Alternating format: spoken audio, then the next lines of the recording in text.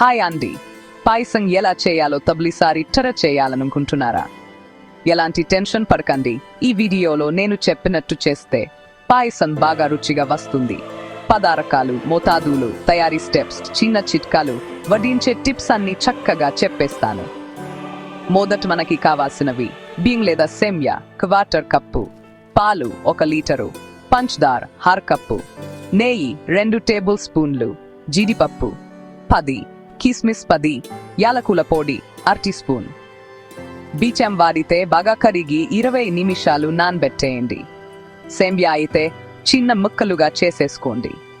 ఇప్పుడు పెద్ద పాన్ తీసుకుని నెయ్యి వేసి జీడిపప్పు, కిస్మిస్ బంగారు రంగు వచ్చేలా వేయించండి. అవి అయ్యాక పక్కకు పెట్టేసుకోండి. అదే పాన్లో పాలు పోసి మిరిమిరి మంటపై బాగా మరిగించండి. పాలు మరిగేంత వరకు కలుపుతూ ఉండండి, లేదంటే పప్పోర పడిపోతుంది. ఇప్పుడు నానబెట్టిన బియ్యం లేదా సేమ్యా పాలలో వేసి మెల్లగా కలుపుతూ ఉడికించండి. బియ్యం మెత్తగా అయ్యే వరకు లేదా సేమ్యా బాగా ఉడికే వరకు వదలకుండా చూసుకోండి. బియ్యం లేదా సేమ్యా మెత్తబడిన తర్వాత పంచదార వేసి బాగా కలపండి. పంచదార వేసాక ఇంకో 2 నిమిషాలు మరిగించండి. ఇప్పుడు యాలకుల పొడి, వేయించిన జీడిపప్పు, కిస్మిస్ వేసి బాగా కలిపేయండి. మీకు ఇష్టమంతే కొంచెం కుంకుగురు పాలు లేదా కండెన్స్ మిల్క్ కూడా వేసుకోవచ్చు. టేస్ట్ బాగుంటుంది. అంతే, పాయసం రెడీ అయిపోయింది.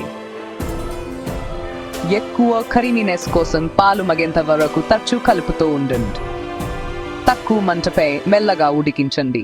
అప్పుడే టేస్ట్ బాగుంటుంది. వేడిగా లేదా చల్లగా వడ్డించొచ్చు. పండుగలకి ఫ్యామిలీతో కలిసి తింటే మజా వేరే లెవెల్. మీ మొదటి ట్రీ అయినా ఈ స్టెప్స్ ఫాలో అయితే పాయసం సూపర్ టేస్టీగా వస్తుంది, నమ్మండి.